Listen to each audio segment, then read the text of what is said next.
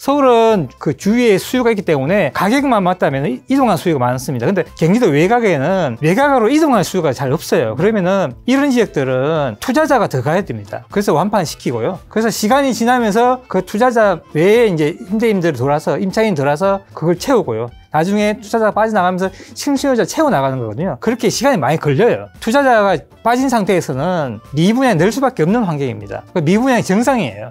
시장에서 미분양으로 시장을 우리가 이제 상승이다 하락이다 판단하는 그거는 아니라고 봅니다. 그거는 시장 하는 현상을 보시면 됩니다.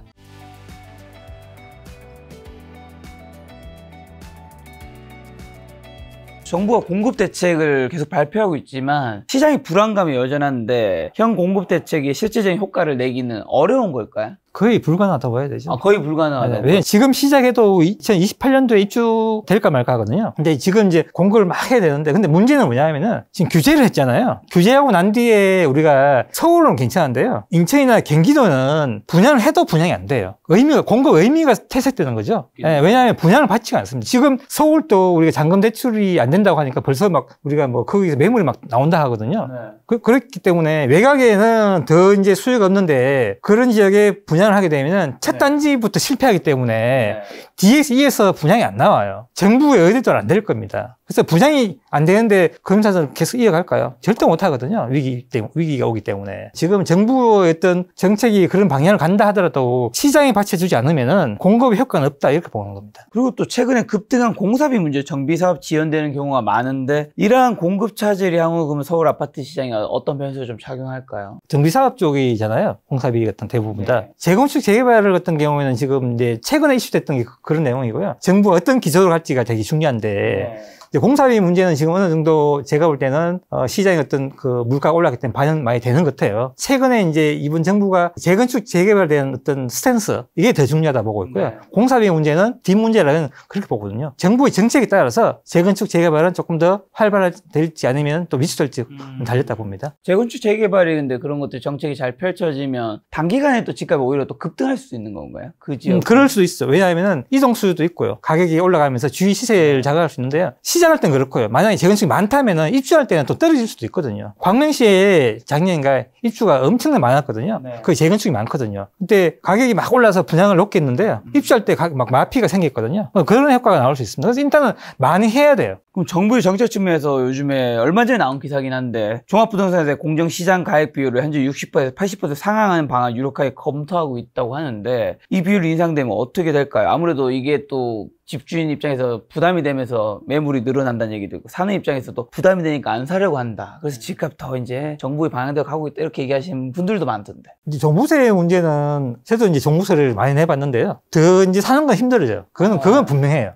그거는 무조건 분명하고요. 가지고 있는 분들은 집에 한 채 있다면 그건 의미가 없는 거예요. 종부세가 많이 나오더라고요. 제가 이제 걱정하는 건 뭐냐면은 지금 전세에서 월세로 가는 방향이거든요. 이 종부세가 나오게 되면요. 이 종부세가 월세로 전이될 수 있거든요. 그런 그 생각이 되면은 이 세금 문제는 굉장히 좀 신중해야 된다고 보고 지금 시장에서는요. 빠르게 전세에서 월세 가고 있는데 여기에 우리가 종부세 문제를 하게 되면 공급이 안 나오고 일단 투자 물건이 안 나오기 때문에 공급은 줄고요. 그래서 월세에서 이 비용이 증가되기 때문에 주거 비용이 증가하기 때문에 시장의 고통은 더 커지죠. 매매를 잡기 위해서 그런 게 하다 보면은 시장은 엉뚱한 대로 해서 주거 고통이 심하기 때문에 좀 신중하게 봐야 된다고 보고 있습니다.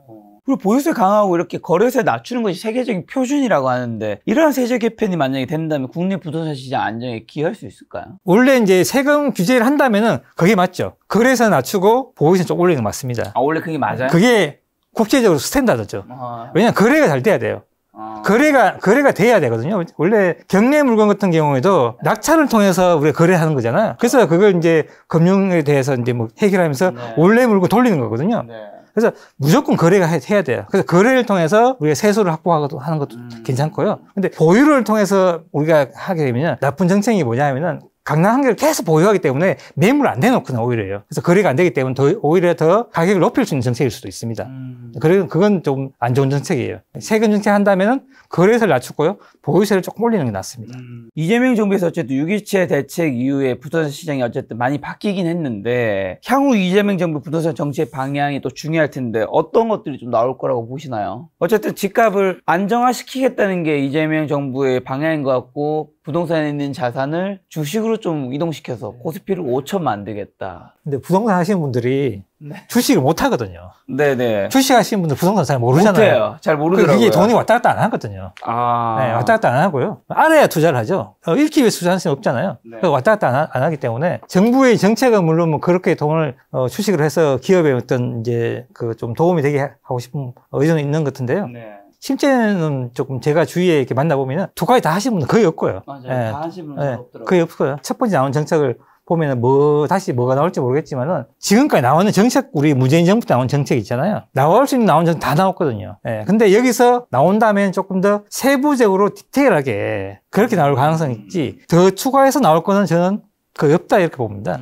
예. 그래서 얼마나 디테일하게 잘 이렇게 조율해서 나오는가, 좀 그게 좀 관건이라고 보고 있습니다. 지금 소장님 얘기 계속 들어보니까 정부가 어떻게 하더라도 집값이 올라가는 거를 막기가 쉽지 않다라는 의미로 들리네요. 저는 좀 그럴 거라 보고 있습니다. 시장을 못 이길 거라 보고 있습니다. 근데 많은 분들은 또 이제 모든 분위기는 아니겠지만 이제 6.27 대책 규제랑 기타 따르는 뭐 정책들로 해서 이제 집값 떨어지거나 폭락한다 생각하시는 분들은 뭘 그러면 오해하고 있거나 뭘 착각하고 있을까요? 정부의 정책에 의해서 시장이 바뀐다고 생각할 수 있잖아요. 네. 근데 부동산 역사상 정부가 가격을 돌린 적은 단 한 번도 없습니다. 효과가 이전 때는 3개월에서 6개월이었어요. 일시적이었습니다. 지금까지는 한 번도 시장을 돌려서 2, 3년 하락시킨 적은 없었습니다. 그 어떤 시장도요. 지금도 아마 그럴 가능성이 매우 크고요. 그래서 시장이 전반적인 환경이 만들어가는 환경이 상승 환경이기 때문에 속도의 문제는 있거든요. 방향을 바뀌지 않는다 봅니다. 그게 이제 제가 울산을 보고 많이 느낀 게 있는데요. 진짜 울산은 지금 전세 난이거든요. 전세 난인데 매매 수요를 많이 넘어가지 않고 있어요. 근데 왜 안 넘어가는가를 제가 잘 고민해 보니까 이제 과거보다 수도권에 관심이 더 많이 드는 것도 있고요. 그리고 대출 여건이 좀 나빠졌잖아요. 과거보다. 그런 것들이 작용하면서 전세에서 매매에 넘어가는 그 수요의 전환이 과거보다는 빠르진 않아요. 그렇지만 시장이 그럼 바뀌었냐? 바뀌지 않았습니다. 계획이 강하면서 늘어지는 것 뿐이거든요. 그렇게 갈 가능성이 큽니다. 늘어지면서 시장은 방향 같다. 뭐 이렇게 보는 게 맞겠죠. 말씀하신 대로 지방 거주자들이 자산 처분해서 서울로 진입하려는 움직임이 몇 년 전부터 계속 강한데, 이런 탈지방 현상이 그럼 각 지역 시장에 미친 영향은 어떻게 될까요? 어디 계시죠, 소장님이? 네, 대구 있습니다. 대구에. 네. 대구 여러분 부동산 아주 빠삭하게 여쭤보겠습니다. 범어동에도 제가 며칠 전에 갔다 왔어요. 네. 그 소장님께 말씀 들었는데, 공인중개사 소장님. 네, 거기에 있는 분들이 서울을 가려고 했다가 서울이 너무 많이 올랐잖아요. 놓쳤다 그러면서 대구를 사셨고요. 또 서울이 너무 많이 올라서 서울 분들이 대구로 내려오셨어요. 반대로. 서울 분들 내려와서 대구에 있는 제일 좋은 아파트들을 꽤 샀습니다. 그 가격이 좀 꽤 반등을 했어요. 지금의 일시적인 어떤 서울의 어떤 강세이기 때문에 서울이 더 좋아 보이지만은 지방이 움직이기 시작하게 되면은 지방도 같이 움직일 가능성이 굉장히 크고요. 지금 뭐 이제 뉴스에서 언론에서 지방 소멸 이런 얘기는 굉장히 많이 했잖아요. 너무 많이 했죠. 네, 그리고 지방에 있는 돈 있는 분들이 초반에 이제 그걸 지방 걸 팔고 서울 많이 올라갔기 때문에 그런 분들 좀 빠져 있거든요.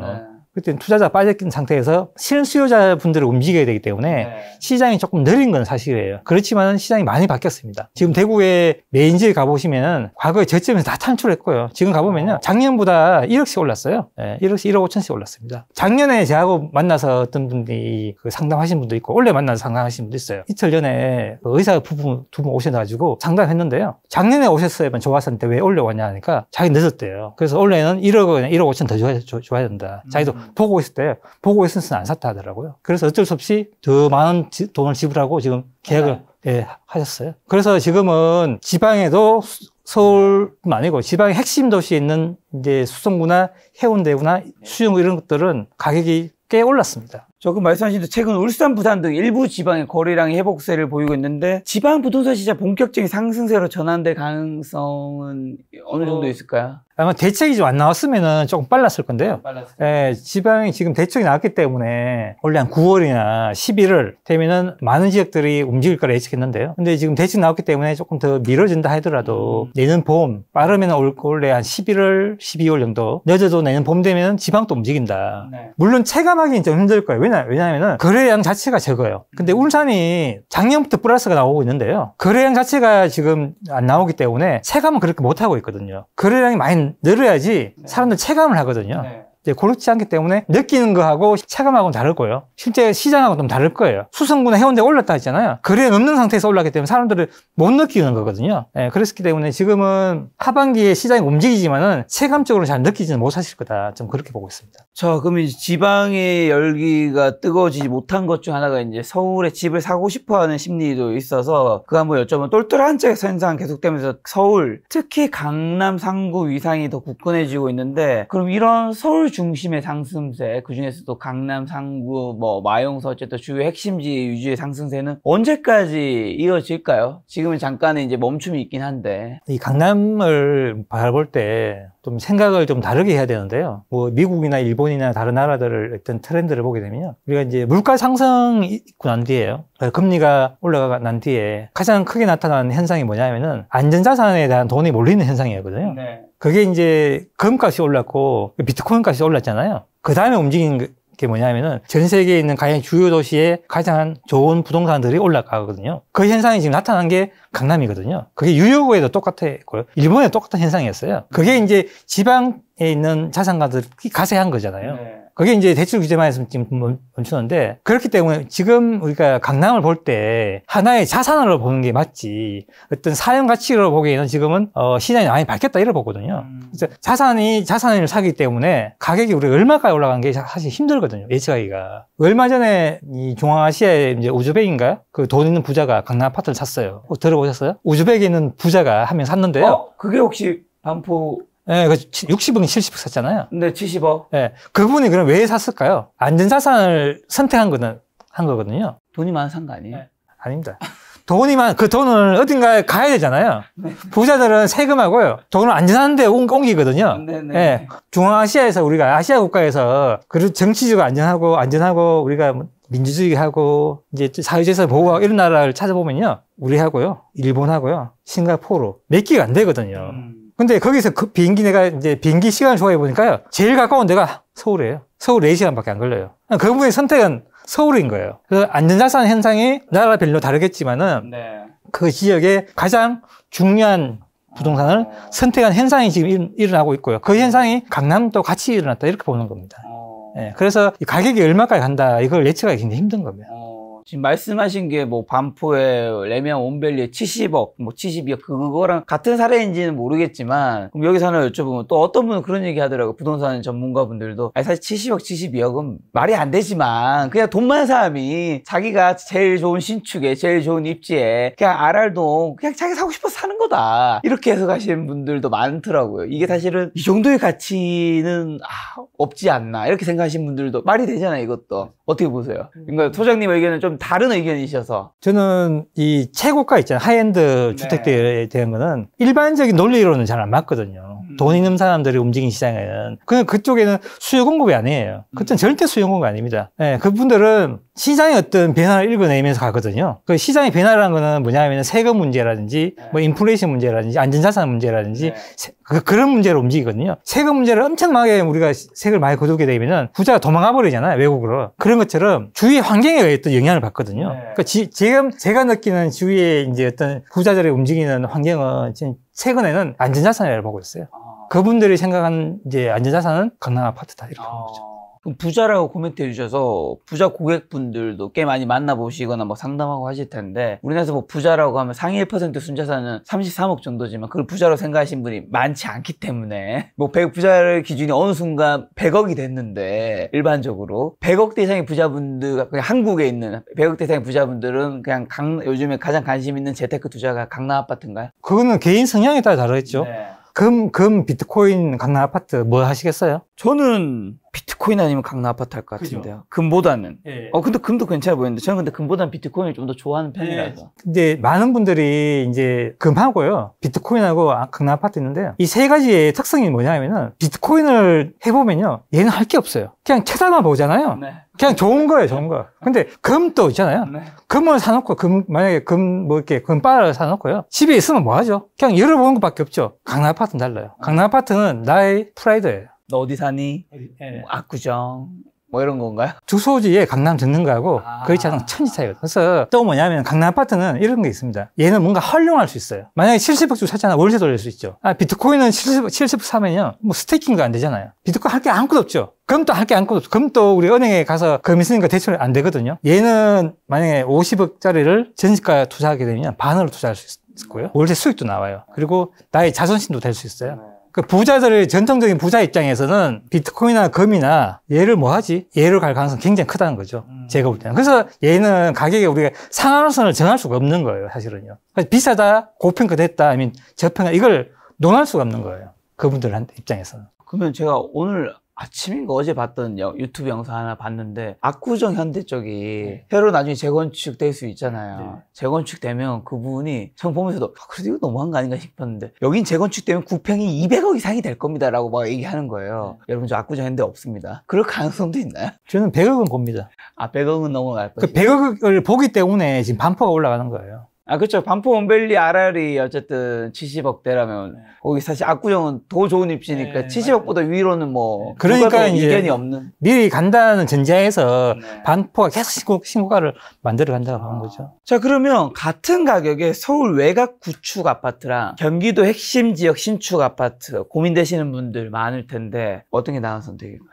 근데 이거는 서울 지역 자체가 너무 넓기 때문에 단순한 비교는 힘들고요. 그런 지역이 만약에 내가 이제 경기도는 이 돈으로 신축 살 수 있고 이제 서울은 구축이 되게 되면은 그 지역 자체에 비슷한 연식을 얘 말고요. 다른 연식을 두 개를 비교해서 가격 흐름이 어떤가 비교를 하셔야 돼요. 서울이 구축이어도 힘이 있으면요. 서울을 선택하셔야 되고요. 이 경기도가 신축인데 불구하고 얘가 예전에 했던 애가 신축에서 구축 가면서 힘이 없는 애가 있거든요. 이런 지역은 피하셔야 됩니다. 이런 지역들은 신축 때만 살고요. 나오셔야 되는 지역이에요. 그렇게 선택하시면 될 겁니다. 경기도의 집값이 제일 비싼 데가 성남의 판교랑 분당이랑 과천이잖아요.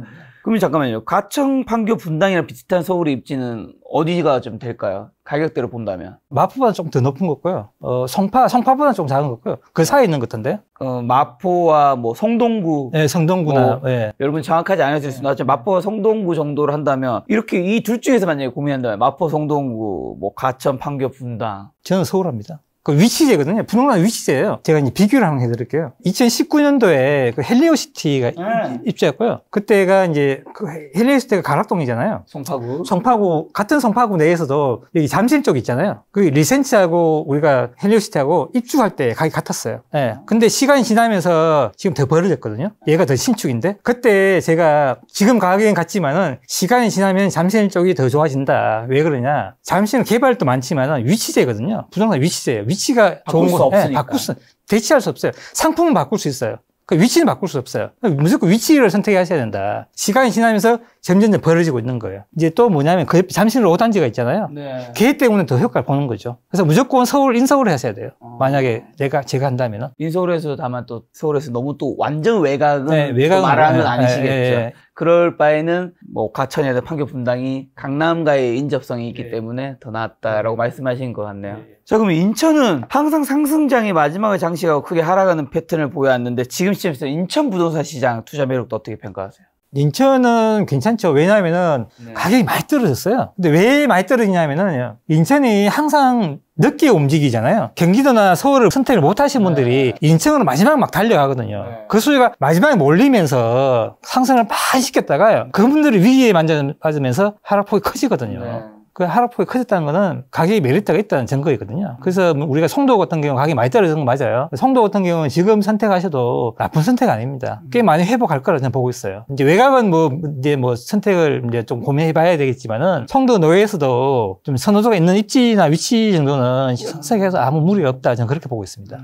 요즘에 전국에 미분양 주택이 아직 여전히 많다면서 집값의 하락에 얘기하시는 분들도 있던데 미분양 주택이랑 특히 악성 미분양 주택은 좀 어떤 상황인가요? 미분양이 조금 늘어난 건 사실이고요.